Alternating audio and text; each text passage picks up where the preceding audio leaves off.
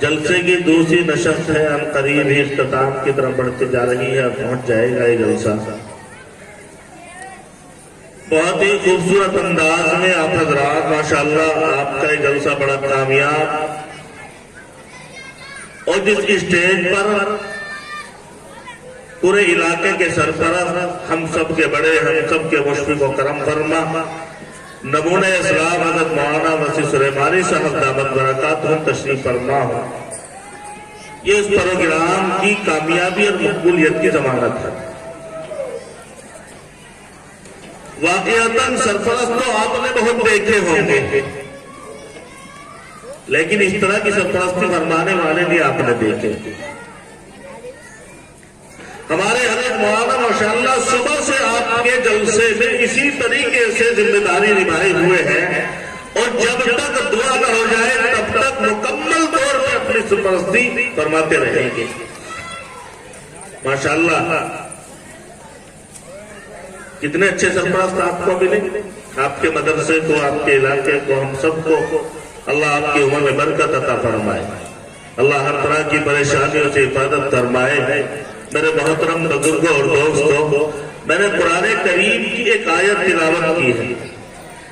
اللہ نے فرمایا یا ایھا الذین آمنوا قوا انفسکم واہلیکم نارا، اللہ نے فرمایا اے ایمان والو اپنے آپ کو بچاؤ، اپنے آپ کو بچاؤ، اور اللہ نے اپنے بچانے کے ساتھ ساتھ ایک ذمہ داری اور عائد کی ہے، وہ اہلیکم اپنے گھر والوں کو بھی بچاؤ۔ خالی اپنی فکر کرنے کی ضرورت نہیں، اللہ نے ذمہ داری عائد کی ہے کہ اے ایمان والو اپنے آپ کو بچاؤ، ساتھ میں اپنے گھر والوں کی بھی فکر کرو۔ کس چیز سے؟ وقودھا الناس، اللہ نے فرمایا اس آگ سے بچاؤ کہ جس کا ایندھن انسان اور پتھر ہے۔ وہ کیا ہے؟ اللہ نے جس کا ایندھن انسانوں کو اور پتھر کو بنایا ہے، کیا ہے؟ وہ جہنم، وہ جہنم کی آگ ہے۔ اللہ نے فرمایا اے ایمان والو، اے مسلمانوں، بچو اور بچاؤ اپنے گھر والوں کو۔ میرے عزیزوں، اگر آپ نماز پڑھتے ہیں صبح کے وقت میں، تہجد کے وقت میں اٹھ کے جاتے ہیں، تہجد کی نماز ادا کرتے ہیں، فجر کی نماز پڑھنے کے بعد اشراق سے فارغ ہو کر کے آپ واپس آتے ہیں اور آپ کے گھر میں بچے سوئے ہوئے ہیں، تو یاد رکھو آپ نے نماز پڑھنا کافی نہیں۔ آپ سے سوال ہوگا، اللہ رب العزت معلوم کریں گے اے میرے بندے تجھے اپنی فکر کی اور میں نے تیرے گھر والوں کی ذمہ داری بھی عطا فرمائی تھی، تو نے اپنے بچوں کی فکر کی یا نہ کی؟ فرمایا نبی اکرم صلی اللہ علیہ وسلم نے کلکم راع وکلکم مسئول عن رعیتہ، ہر شخص ذمہ دار ہے، نگہبان ہے، اپنے ماتحتوں کے بارے میں اس سے سوال ہوگا۔ اللہ معلوم کریں گے، ایک ماں باپ سے اولاد کے بارے میں سوال کریں گے، گھر کے ذمہ دار سے سوال کریں گے، گاؤں کے چودھری سے گاؤں کے بارے میں سوال کریں گے، مسجد کے امام سے مقتدیوں کے بارے میں سوال کریں گے، شاگردوں کے بارے میں استاد سے سوال کریں گے۔ میرے بھائیو، اللہ سب سے معلوم کریں گے، اور اللہ رب العزت اسی کے اوپر پکڑ فرمائے گا۔ ہمارے اوپر ذمہ داری ہے، اللہ نے ذمہ داری عائد کی کہ ہمیں اپنے بچوں کی فکر کرنی ہے۔ آج بچے چاہے کچھ کرتے پھریں، کھیلتے پھریں، کسی دوسرے طریقے کو اختیار کرتے پھریں، اور نہ جانے مذہب اسلام کی تعلیمات سے ہٹ کر کے آقا دو جہاں سرکار دو عالم صلی اللہ علیہ وسلم کے طریقے سے ہٹ کر کے، آپ کی سنتوں سے ہٹ کر کے، میرے بھائیو نہ جانے کون سا طریقہ اختیار کیے ہوئے۔ آج تو کٹنگ بھی ہوتی ہے، وہ بھی دوسروں کی، سروں کے بال بھی ہمارے نوجوان ایسے ایسے کٹا رہے ہیں کہ کہیں سے نیچے سے گنجا ہو گیا اور اوپر سے جو ہے بال چھوڑ دیا، اس کو بھی رنگ لیا، نہ جانے کسی کا کلر کیسا، کسی کا کیسا۔ اور اگر معلوم کیا جائے تو یہ کٹنگ کون سی ہے، تو یہ کٹنگ کا نام تو کتا کٹنگ ہے۔ اگر کسی کو کتا کہہ دیا جائے تو لاٹھیاں چل جائے۔ جب کل قیامت میں نفسی نفسی کا عالم ہوگا، اولین و آخرین جمع ہوں گے، سارے انبیاء علیہ السلام جمع ہوں گے، میرے بھائیو تمام لوگ پریشانی میں مبتلا ہوں گے۔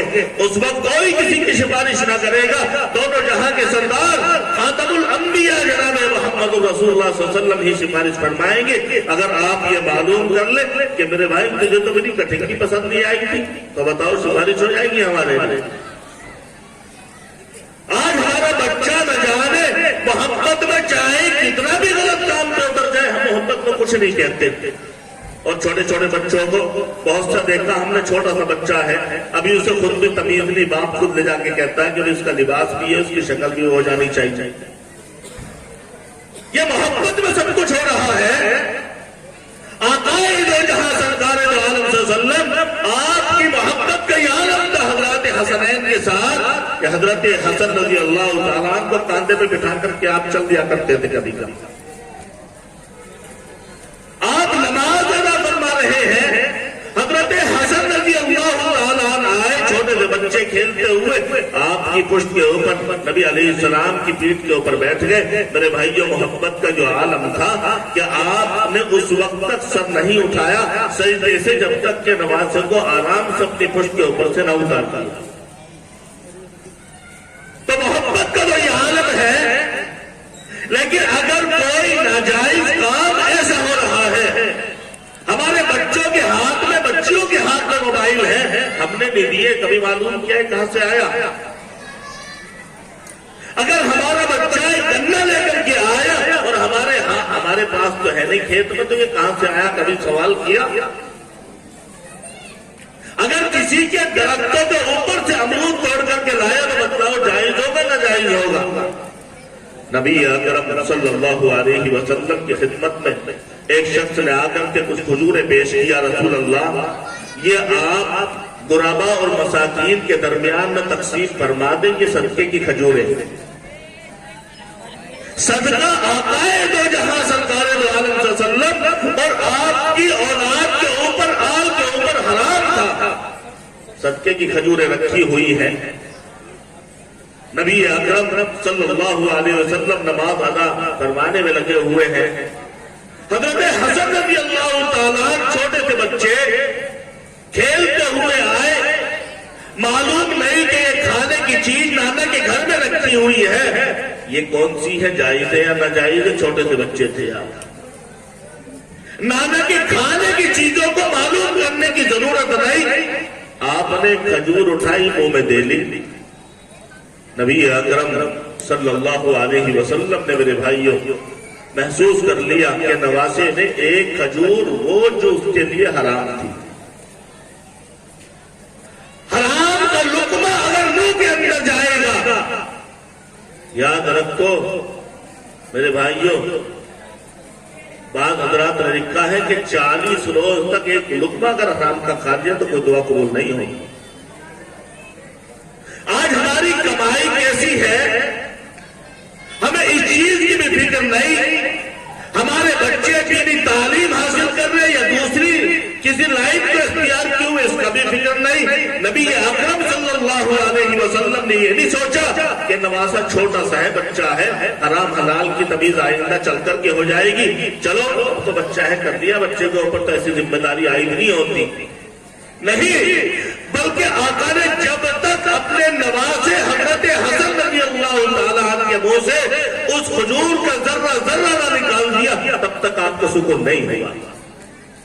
حضرت عبداللہ ابن مسعود رضی اللہ تعالیٰ فرماتے ہیں کہ میرے کان پھوٹ جائے, میرے کان پھوٹ جائے اگر میں نے اپنے آقا سے یہ بات نہ سنی ہو. کون سی, کہ اگر 100 روپے کا کپڑا خریدا, 99 روپے حلال کے ہیں, 1 روپیہ اگر اس کے اندر حرام کا ہے, جب تک بدن پہ رہے گا کوئی نماز قبول نہیں ہے. میرے بھائیوں, آج ہم دعائیں بھی مانگتے ہیں, اللہ کے سامنے ہاتھ اٹھا کر کے دعائیں مانگتے ہیں, پریشانیوں میں مبتلا ہیں, مسائل برداشت کر رہے ہیں, سمجھ میں نہیں آتا. بہت سا تو یوں کہتے ہیں کہ دعاؤں میں بھی کچھ دم نہ رہا. دعاؤں میں کہاں سے دم ہوگا, کہاں سے ہوگا دم دعاؤں میں. ہم نے کبھی اپنے کھانے کو دیکھا ہے, ہم نے اپنے پینے کو دیکھا ہے, ہمارے بدن کے اوپر جو لباس ہے یہ کتنا حلال کا, کبھی اس پہ غور کیا ہے؟ نہیں.